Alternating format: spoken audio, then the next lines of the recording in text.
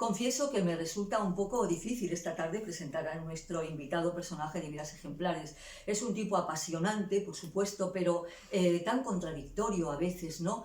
Tan extraño, sí, sin duda lo es, oscuro también, tenebroso, un místico, un loco, el monje loco le llamaban. Gregory Efimovich alias Rasputín, más conocido como Rasputín, claro, por todos nosotros, pero con una vida realmente apasionante. Es increíble, Álvaro, menos mal que solamente vivió 40 y pocos años. Personaje tenebroso, más que nada, ¿no? O sea, Sí, apasionante, sí, pues sí. también apasionante. Sí, porque es una constante, ¿no? En la historia de la humanidad y de la Europa en particular, el recurso a personajes extraños, extravagantes, místicos, videntes. Sí, se da, bueno, desde tiempos inmemoriales, pero es que está conectado con Nostradamus, ¿no? Nostradamus con Catalina de Medici y, por supuesto, como cuando predice la muerte de Enrique II, ¿no? Que muere al día siguiente, predicho por Nostradamus, tal y cual, ¿no? Sí. Y luego nos encontramos hasta Ronald Reagan, o sea, hay una continuidad, pero apabullante. Los tienes con Napoleón, Madame Guibert, Jordi Pujol, sí, o López de Rega, del que se sabe poco, ¿no? Que era el brujo de Evita Perón,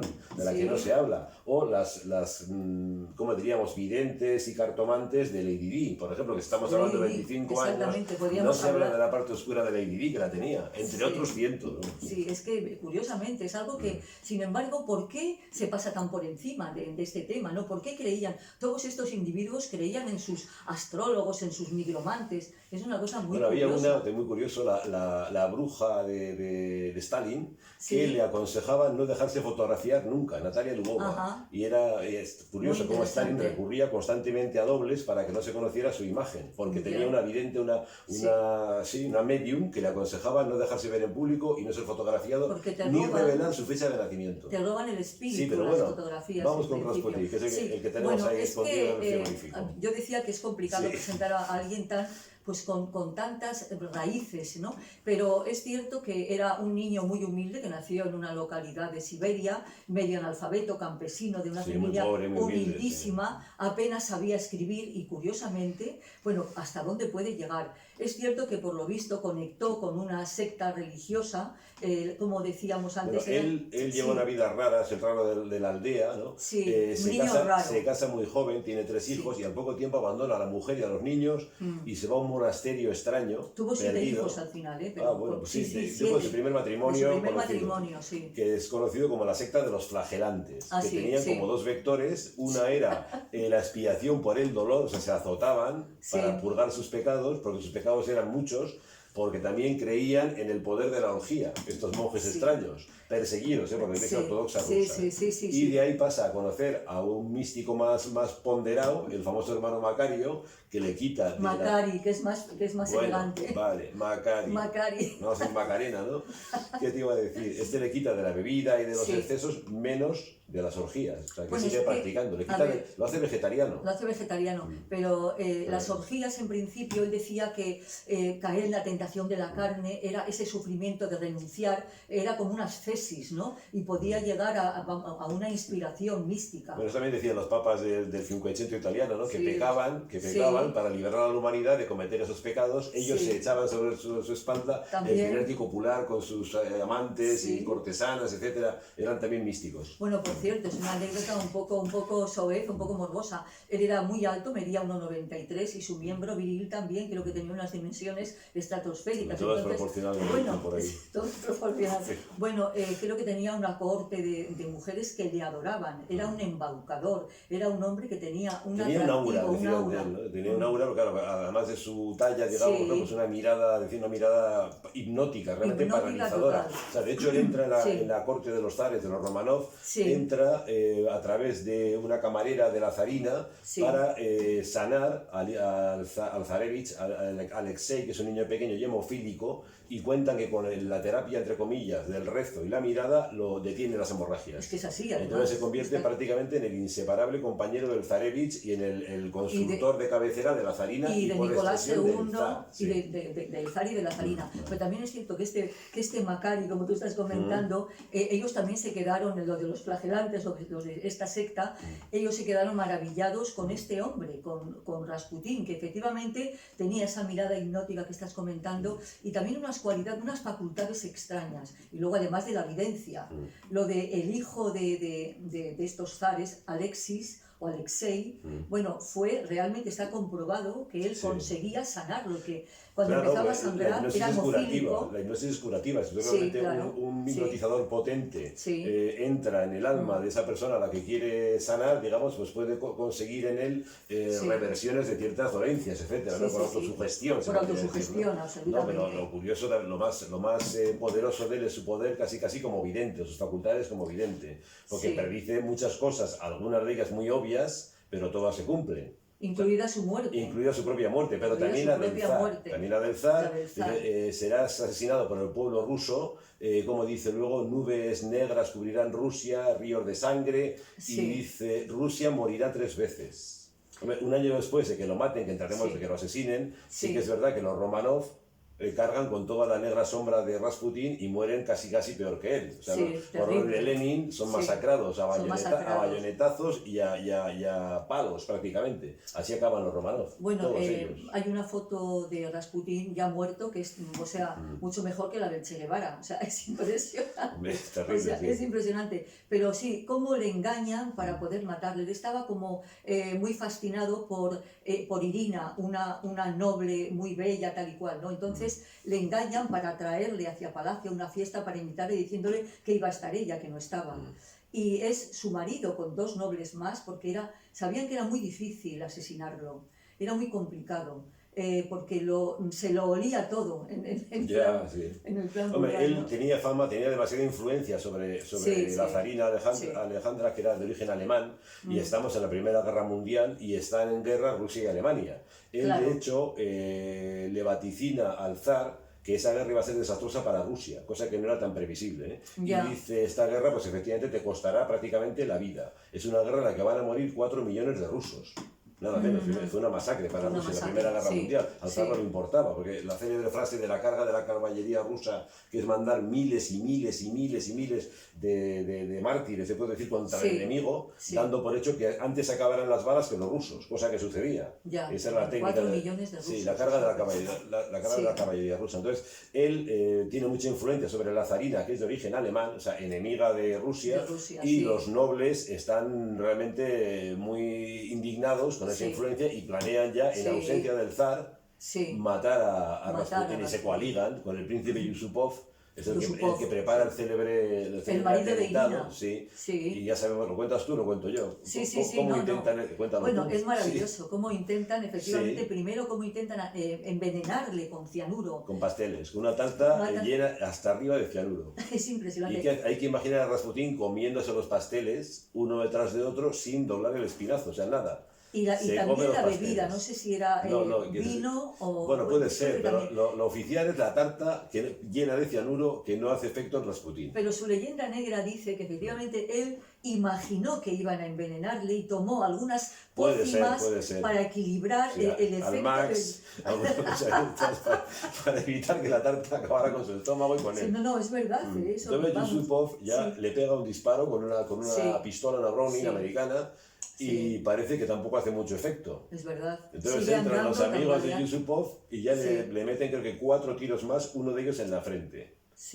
Entonces parece que se empieza a tambalear. No, es tremendo. Y cuando cae, lo atan con cadenas y lo tiran al río Neva, helado, y parece que de él ya no sale. Ya no sale. Hay también una foto de él congelado cuando lo sacan del río. Pero lo fuerte del tema es que una vez que lo entierran en un palacio también ya con aura fatídica, el Tsarskoye Selo, que es un palacio imperial, cuando ya está la revolución y se cumple la maldición de Rasputín y asesinan a la familia, a los Romanov, el pueblo, digamos, desentierra el cadáver, desentierran y lo queman.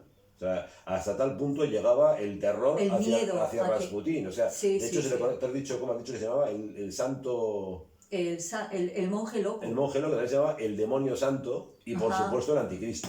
Bueno, consideraban que era un anticristo Rasputín. Es decir, incluso sus detractores llegan a decir y a escribir y dejarlo por escrito que era indudable que poseía unas facultades sobrehumanas, no solamente porque tardó mucho tiempo en morir, sino por sus dotes adivinatorias, como dices tú, ese aura, ¿no? que le envolvía y que era hipnótico absolutamente. Entonces, todo eso verdaderamente no sé, yo creo que la ciencia efectivamente no es el tema de hoy, la ciencia y la metaciencia, pero sí es cierto que deberían tener un poco más de respeto, ¿no?, hacia esas, vamos a decir, situaciones o contingencias humanas que no se pueden ver a simple vista. Sí que es verdad que los regímenes en descomposición, o sea, desconfían de sus propias fuerzas porque realmente Rusia está desmoronándose y entonces siempre recurren a potencias o a poderes, digamos, aparentemente metafísicos donde los encuentren. Se ha dado mucho en la historia, ¿no? Pero también la inversa, o sea, que autócratas o presidentes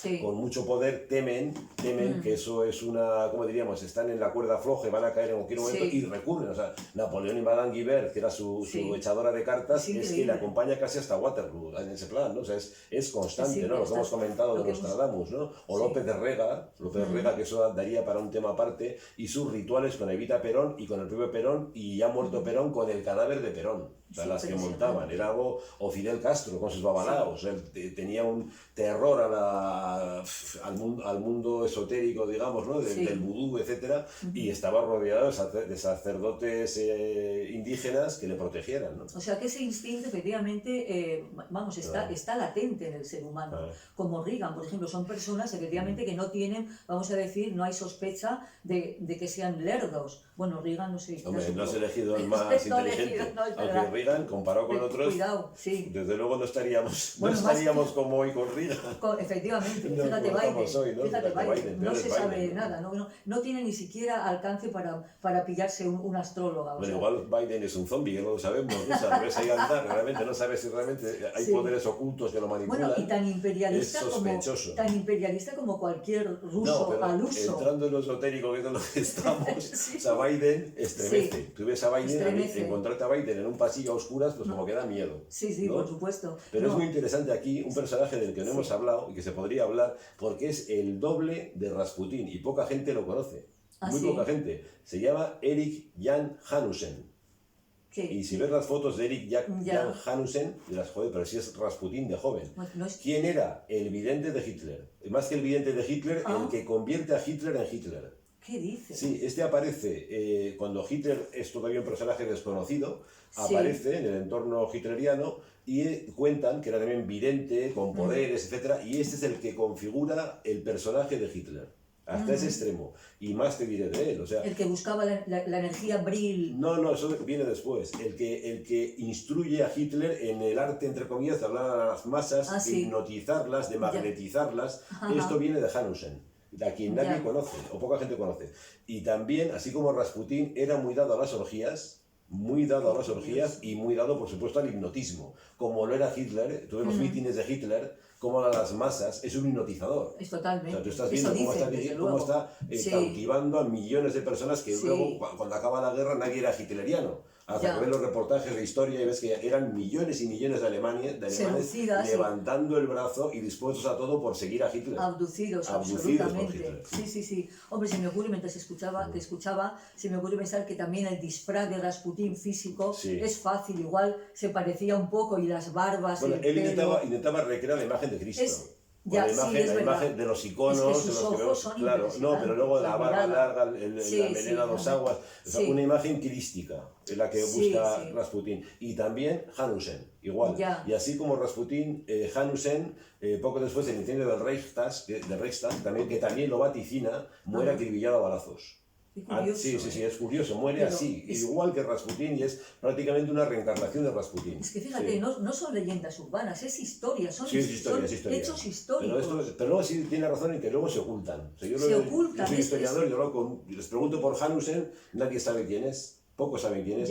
Y sin embargo, en la figura de Hitler, en el personaje Hitler, es clave, es realmente el forjador de Hitler. Claro, que también efectivamente tiene esa historia esotérica y después de la raza aria, absolutamente nietzscheana. No, pero también se da en Rasputín, porque Rasputín, en una época en que la corte rusa está invadida de alemanes y de europeos, con influencia europea, él alardeaba de ser ruso puro. Rasputín, ruso puro, porque venía nada menos que de Siberia. O sea, era el lobo ruso, lobo de las estepas, ¿no?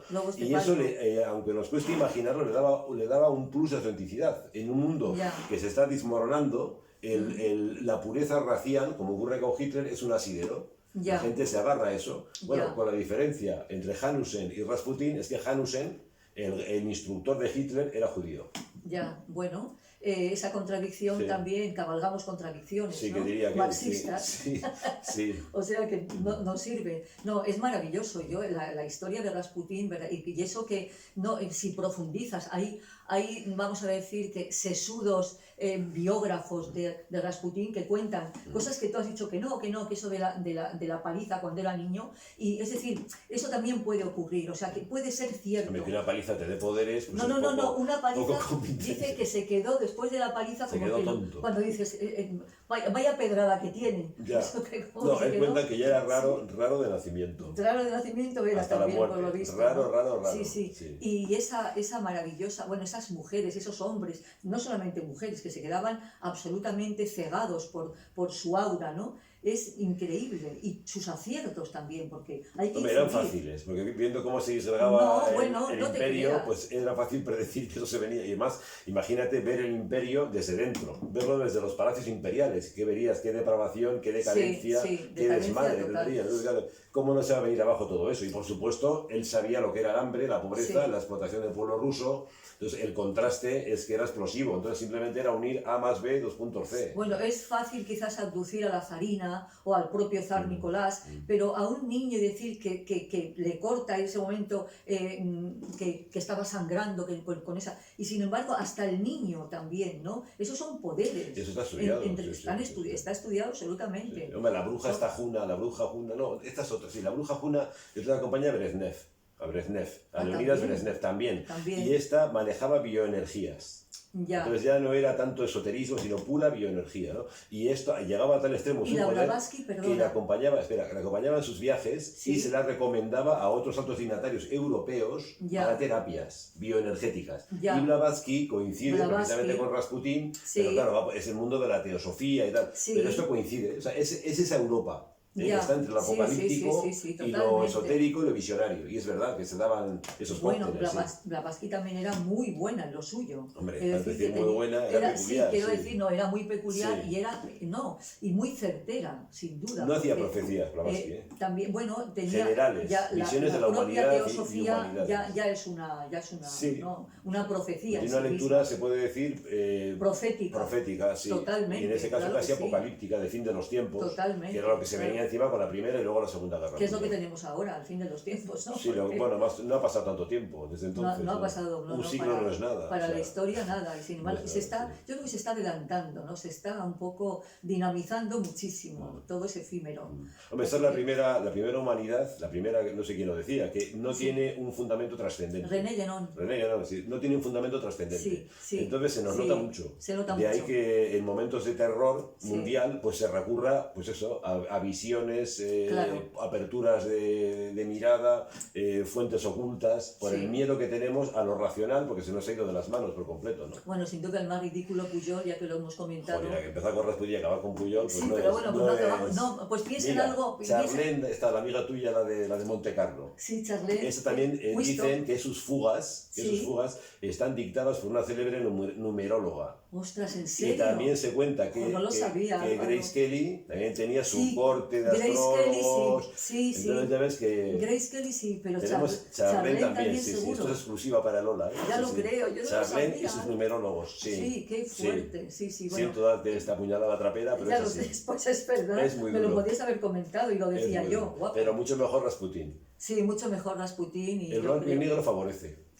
Ya la foto en color, como que el vidente ya no, como que no. Bueno, no mola, las fotos de Rasputin son impresionantes. Y luego está la canción de Bonnie M, ya sabes, la de Rasputin. Ah, sí, es verdad, es también, verdad. Sí, de los americanos, ¿a dónde llegaron? Bueno, no sé cómo vamos de tiempo, pero... Pues hay que ir acabando. Hay que ir acabando. Mira, viene Rasputin. Para ir viniendo.